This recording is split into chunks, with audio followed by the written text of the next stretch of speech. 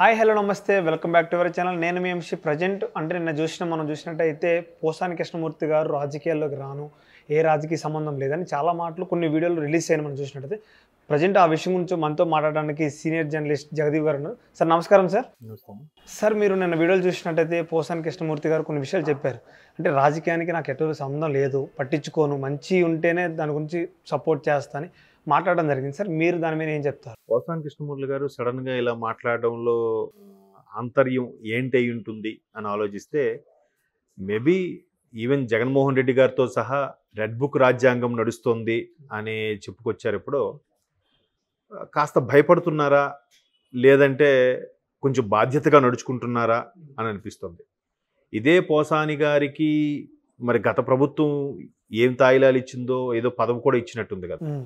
So దాని ప్రకారంగా మాట్లాడమని చెప్పినట్టున్నారు. ఈయన కొంచెం ఒక అడుగు ముందుకేసి మరీ మాట్లాడారు. పవన్ కళ్యాణ్ అనే వ్యక్తి నన్ను తిట్టాడు, మీరు చూసారా, సెట్లో నన్ను తిట్టాడు లేదు షూటింగ్లో తిట్టాడు అన్నట్టుగా చెప్పడం. బట్ పవన్ కళ్యాణ్ అనే వ్యక్తి ఆయన ఓపెన్గా ఎప్పుడు తిట్టలేదు మిమ్మల్ని. ఆఫ్ ద స్క్రీన్ తిట్టారేమో కానీ ఆన్ ద స్క్రీన్ తిట్టలేదంటే మీకు తెలియదు. ఒక సన్నివేశంలో ఇలా జరిగింది, నేను ఇంటికి వెళ్ళిపోతే మళ్ళీ పిలిచాడు, మీరు ఉండడం తెలియదా అని మీకు అడిగాడు అని ఏవో చెప్పారు ఆయన. సో ఆయన ఒక ఛానల్కి ఇచ్చిన ఇంటర్వ్యూలో కూడా ఒకేసారి ఒక 10-15 మంది జర్నలిస్టులతో పాటు ఒక్కొక్కరు ఒక్కొక్క క్వశ్చన్ సంధిస్తే దానికి జవాబు ఇవ్వడం విషయంలో కొంచెం గట్టిగానే బాహాటంగానే మాట్లాడారు. అంటే మరి అప్పుడు ఎందుకు అంత ఆవేశం? ఇప్పుడు విమర్శ అనేది ఒక పద్ధతిగా ఉండాలి. మరి ఇప్పుడు ఎందుకు అంత విమర్శగా చేసిన వ్యక్తి ఇప్పుడు రీసెంట్గా ఒక దగ్గర ఒక ప్రెస్ మీట్ పెట్టారు. నేనేమన్నాను ఒకసారి చూపించండి చెప్పండి అన్నట్టు మాట్లాడారు. ఇప్పుడు నుంచి నేను ఇంకా రాజకీయ పరంగా ఏ ప్రభుత్వానికి ఏ పార్టీకి కొమ్ముకాయను, మంచే మాట్లాడతాను చెడు మాట్లాడను అని.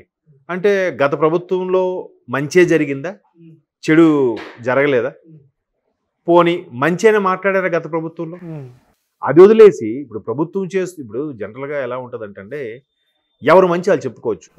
ఫర్ ఎగ్జాంపుల్ ఒక యాడ్ తీసుకోండి, లక్స్ సోపు చాలా మంచిది, హీరోయిన్లు వాడే సోపు, మా సోపు అంత ఉత్తమమైనది లేదు, చాలా సున్నితమైన చర్మం, ఇవన్నీ చెప్పచ్చు. కానీ పక్కకెళ్ళి సంతూర్ సోప్ మంచిది కాదు, గోద్రేజ్ సోప్ మంచిది కాదు, లైఫ్ బాయ్ సోప్ మంచిది కాదు అని అలా పేర్లు పెట్టి చెప్పడం తప్పు. మీ సోపు గురించి మీ ప్రొడక్ట్ కోసం ఎంతైనా మాట్లాడుకోండి, మా సోపుకు మించింది లేదు, యాంజెలినా జూలీ కూడా మా సోపే వాడుతుందబ్బా, హాలీవుడ్ మొత్తం మాదే, నువ్వు చెప్పుకో, సెలవు డబ్బా కొట్టుకో. పక్క సోపుని తిట్టడం కరెక్ట్ కాదు కదా. అలాగే ఈయన మీ ముఖ్యమంత్రి గొప్పవాడు, పోటుగాడు, పథకాలు పెట్టాడు, ఎవ్వరు కాలు కదపకుండా కాలు మీద కాలు వేసి కూర్చొని తినే పరిస్థితి తీసుకొచ్చాడు, అమ్మ ఒడి నాన్నబడి అవేవో అని పెట్టేసి. సో అది పొగడండి. గత ప్రభుత్వం ఏం చేసింది, చంద్రబాబు నాయుడు ఏం చేశారు, పవన్ కళ్యాణ్ ఏం చేసి, ప్రతి ఒక్కరికి పవన్ కళ్యాణ్ అంటే ఒక చిన్న చూపో ఏంటో తెలియదు, ప్రతి ఒక్కరు మాట్లాడేవాడే. అంటే సార్ ఇప్పుడు ఎన్నికల్లో తనని బ్యాట్ చేయాలని అలా మాట్లాడడం జరిగింది, సినిమా ఇండస్ట్రీ వాళ్ళు అక్కడికి వెళ్ళడం జరిగింది.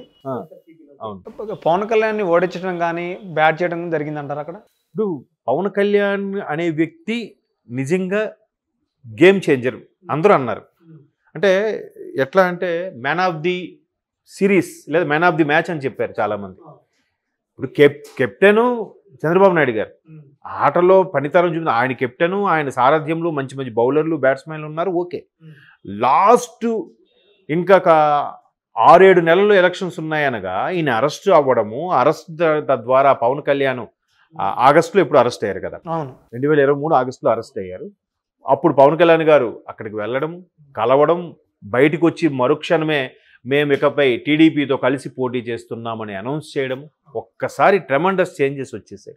ఈవెన్ టీడీపీలో కూడా బాబు గారిని అరెస్ట్ చేసే విధానం ఏదైతే ఉందో అది సక్రమంగా లేదు.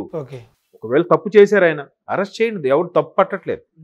కానీ అర్ధరాత్రి అపరాత్రి అని లేకుండా వేకుజామున 2:30-3 అప్పుడు వెళ్ళి ఆ క్యారవాన్ డోర్ కొట్టి బయటికి పిలిచి అరెస్ట్ చేసి నెక్స్ట్ 2 రోజులు బెయిల్ రాకుండా ఉండేందుకు శుక్రవారం రాత్రి శుక్రవారం సాయంత్రం ప్లాన్ చేసి, అంటే ఇవన్నీ ఎంతవరకు కరెక్ట్ ఇవి? సో అలా చేయడం వల్ల చాలా ఇబ్బందులకు గురయ్యారు. అవన్నీ వీళ్ళకి కనబడలే. అలా ఎప్పుడైతే అరెస్ట్ అయ్యారో ఒక్కసారిగా స్తబ్దుగా ఒక మోస్తరుగా, సరే అరెస్టులకో దేనికో భయపడో కాముగా ఉన్న టీడీపీ శ్రేణులంతా కూడా ఒక్కసారిగా పెళ్ళిబుక్కారనమాట. రోడ్ల మీదకి వచ్చారు, ధర్నాలు చేశారు. దానికి తోడు పవన్ కళ్యాణ్ గారు ఆ వెంటనే లోకేష్ గారు కూడా ఎవరు అరెస్ట్ చేయడానికి వస్తే సమన్లు వస్తే రండి బ్రదర్ కూర్చోండి, ఏ పర్పస్లో అరెస్ట్ చేస్తున్నారు చెప్పండి, కూర్చోబెట్టి టీ ఇచ్చి మొన్న చెప్పిందే కదా, మళ్ళీ కొత్తలో ఏముంది, అది కదా. భయపోయి పారిపోయి అబ్స్కాండ్ అయిపోయి అండర్ గ్రౌండ్కి వెళ్ళిపోయి అట్లా చేయట్లేదుగా. సో అలాగా ఇవన్నీ చేసినప్పుడు నాట్ ఓన్లీ పోసాని గారు, ఇప్పుడు మొన్న బోరుగడ్డ అనిల్ కానీ, ఆ బోరుగడ్డ అనిల్ ఏమన్నారు, 1 hour టైం ఉండి అబ్బా కొడుకుని లేపేస్తే ఏంటి లేపేసేది అసలు. అంటే సినిమాలో చూసే మనం కామెడీ అనుకుంటాం, ఏదో డైరెక్టర్ చెప్పాడని చేస్తున్నాడు అని. ఇక్కడ ఏ డైరెక్టర్ చెప్తే చేశాడు? వైసీపీ అనే యాజమాన్యం మేనేజ్మెంట్ చెప్తే చేశారా? పోసాని గారికి కూడా ఈయనకేదో పదవి ఇచ్చారు కదా అని చెప్పి ఊరికే అనాలి కదా. అంటే జనరల్గా చాలామంది చెప్పేది ఏంటంటే వైసీపీలో జాయిన్ అవ్వాలంటే ఫస్ట్ అర్హత ఏంటంటే చంద్రబాబు నాయుడు గారిని, పవన్ కళ్యాణ్ గారిని తిట్టాలి, ఓకే, లోకేష్ గారిని. దానికి ఒప్పుకుంటేనే వైసీపీలో సభ్యత్వం అంట. అలాగని ఎందుకంటే ఒకసారి ఒక సభలో కూడా రోజా గారు మాట్లాడుతుంటే పక్క నుంచి వచ్చి ఒక ఆయన చెప్పాడు, అమ్మ బాబు గారు నుంచి తిట్టమంటున్నారు, బాబు గారు తిట్టమంటారు అని చెప్తే అప్పుడు మైక్ కూడా ముయ్యలే, ఆ వాయిస్ వచ్చేసింది, బయటకు వచ్చేసింది. సో అట్లాంటి క్వాలిఫికేషన్ ఉంటేనే వైసీపీలో తీసుకుంటారనడం. ఈయన కూడా అది మాట్లాడడం, ఏం సినిమా రేట్లు టికెట్లు తగ్గించినప్పుడు ఎందుకు పోలే, ఎందుకు మాట్లాడాలి వీళ్ళందరి తరపున? సినిమా మనుషులు కాదా మీరు? మీకు ఏదో బాధపడింది, మీకు ఏదో తొక్కేశారు అన్ని ఫీల్ అయ్యారు మీరు, ఎందుకు అసలు? మీకు ప్రభుత్వం కొమ్ము కాసింది, మీకు ప్రభుత్వం ఏదో పదవి ఇచ్చింది, దాని వరకు ఫేవర్గా మాట్లాడండి. అంటే ఎదుటి వాళ్ళ మీద కూడా బురద చల్లచ్చు, తప్పులేదు. ఇప్పుడు జగన్మోహన్ రెడ్డి గారి మీద షర్మిల గారు విమర్శించేది ఏదైతుందో, ప్రభుత్వం పనితీరు ఇలా ఉంది, ప్రజలు ఇబ్బందులు పడుతున్నారు, ఒక ప్రాజెక్ట్ లేదు, ఒక పథకాలు ఇచ్చారు తప్ప ఒక డెవలపింగ్ లేదు అని చెప్పేలాగా ఉండాలి. కానీ అది విమర్శ. మరి ఫ్యామిలీల వైపు వెళ్ళిపోయి పిల్లలు, బిడ్డలు, అమ్మలు, అది తప్పు కదా. లోకేష్ గారిని అది అసెంబ్లీ సాక్షిగా ఎంత అవమానించారు, ఆయన పుట్టుక మీద అవమానించారు, దానికి ఏం మాట్లాడతాం? సో అలా అంత దారుణంగా ఉన్నప్పుడు అరే ఈ రాజకీయాలు, ఈ పదవులు శాశ్వతం కాదు, మనకు తెలియదా అనుకోవచ్చు కదా. ఇదే పోసాని గారు మంచి రైటర్, ఎన్ని కథలు రాశారు, ఎన్ని డైలాగ్స్ రాశారు, ఆయనకు అనుభవం లేదండి? పైగా ఆయనకు తెలియదా ఎవరు ఏది శాశ్వతం కాదని? ఇది ఈ 5 ఏళ్ళు పదవి శాశ్వతం అనుకొని ఆయన చెలరైపోయి మాట్లాడారా? ఎప్పుడైతే సుమారుగా 50కి పైగా కేసులు అటు గుంటూరులోను రాజమండ్రిలోను కేసులు నమోదయ్యాయో, ఇప్పుడు ఒక్కసారి జ్ఞానోదయం అయ్యిందా? లేదంటే అమ్మో ఎందుకులే ఈ కేసు, ఇప్పుడు ఏం చేసేస్తారని కాదు, అరెస్టులు, బెయిలు, వారెంట్లు, కోర్టులు తిరగడాలు, ఇవన్నీ తలనొప్పి కదా. సరే ఎందుకులే అనుకుని ఇప్పుడు రియలైజ్ అయినట్టున్నారు. మరి ముందు కూడా ఇలాగే ఉండొచ్చు కదా. లేదా వాళ్ళు పదవి ఇచ్చినప్పుడే బాబు మీకు పదవి ఇస్తున్నాం, మేమేం చెప్తే అది చెయ్యాలి. ఆబ్వియస్లీ ఇప్పుడు జీతం ఇచ్చినోడు, మీ సంస్థలో మీకు జీతం ఇచ్చినోడు, బాబు నువ్వు యాంకరింగ్ చేయి, చేస్తారు, రిపోర్టింగ్ చేయి, చేస్తారు, ఇంటర్వ్యూ చేయాలి లేదా? ముందే మాట్లాడుకోవాలి. ముందు కూడా వీళ్ళు మాట్లాడి ఉంటారు, మేము మేనేజ్మెంట్ నుంచి వస్తాయి, ఈరోజు పవన్ కళ్యాణ్ తిట్టాలి అంటే తిట్టాలి, లోకేష్ బాబుని తిట్టాలి. అంటే ఏ హాస్ చూసి వెళ్ళారు? పదవి కోసమా, డబ్బు కోసం? మరి అది వాళ్ళ విజ్ఞతకే తెలియాలి. ఎందుకంటే పదవి కోసమో డబ్బు కోసమో, పైగా ఆయన పెద్ద రైటరు, ఆయన తెలియంది ఏముంది, ఏది శాశ్వతం కాదని. మరి అది శాశ్వతం అనుకొని వెళ్ళిపోయి చెలరైగా మాట్లాడారా?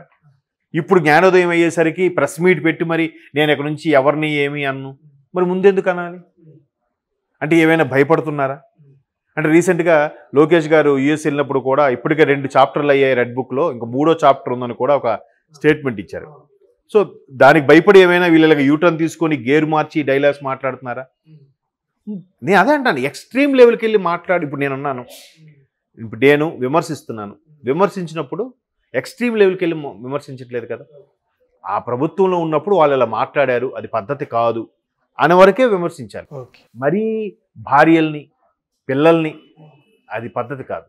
లేదా వాడేం చేశాడు, వాడు వీడు. చూడండి సొసైటీలో ఎలా అయిపోయిందంటే, ఒకప్పుడు ఎంత పేకల దాకా కోపం ఉన్న రాజకీయాలు ఎదురుపడితే నమస్కారం రాజశేఖర రెడ్డి గారు, నమస్కారం చంద్రబాబు నాయుడు గారు